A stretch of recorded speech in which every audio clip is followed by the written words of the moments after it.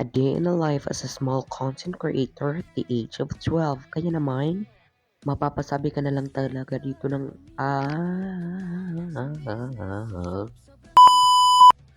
Hello! Samahan niyo naman ako ulit sa aming panibagong araw. Ayan, ngayon ay pinatay ko na yung aircon namin kasi lalabas na ako sa kwarto. At ang mga oras na yan ay 6:55 AM na. Kaya kumuha ng tuwalya. At fast forward, tapos na akong maligo. At pagkatapos, agad na rin akong kumain.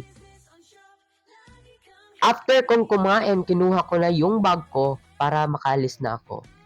Yang mga time na yan ay nandyan na ako sa school namin. Yang time na yan is pababa kami sa building kasi pupunta kami sa ground ng aming school kasi magno-novena pa sa aming ground. Ayan. Sobrang ganda ng view sa aming school. At 11:33 ay umuwi na rin agad ako. At hindi ako nakapasok noong hapon dahil may sinus ako. Kaya hindi na ako nakapasok. Sobrang kati talaga ng ilong ko.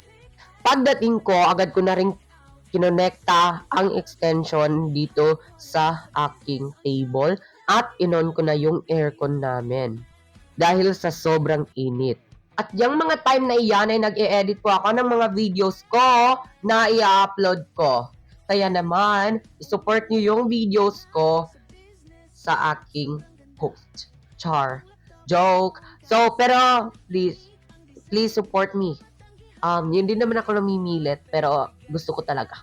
So, yung time na yan is mga 3:15 PM na po. Kaya, nagluto na ako ng pangmeryenda namin. So, magpasensyahan nyo na yung kalat ng bahay namin kasi hindi pa ako nakapagligpit ng mga time na iyan. At fast forward, hindi ko na rin binidyuhan nung naghugas ako sa saging. Sa mga time na iyan, ay inantay ko lang yung mantika na kumulo. At pagkatapos, nilagay ko na rin yung saging na ibabarbecue natin. Gusto ko ngang mag-sort ng mga saging or mag-arrange ng mga saging, mas challenging magluto. Pero, yung niluto ko, hindi naman maganda ang kanyang quality dahil meron siyang mga sunog, merong hindi luto yung loob, kaya hindi na natin aasahan na masarap ang niluto ko. At that time po, that is 3 p.m.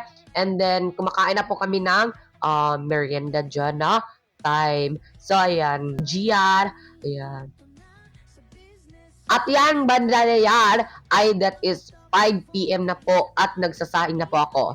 Ayan, niligpit ko lang po yung mga kalat sa mesa namin at saka pumunta na ako sa kusina, pero at saka yung mga pinggan na gagamitin namin. Ayan.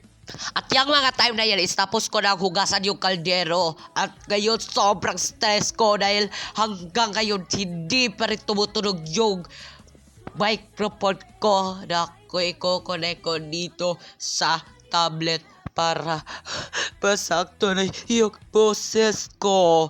Ayan, kaya para ako umiyak dito kasi may sinus ako. Ayan, pagkatapos is pirito na rin ako ng isda para pang ulam namin ngayong hapon. Ngayong gabi pala. Anong hapon? Gabi na yan. Kaya kung gusto nyo magpa-shoutout, comment your name dyan. Sabihin nyo, pa-shoutout ako. Tapos, i-comment nyo yung name nyo. Done. Thank you so much for watching. Bye!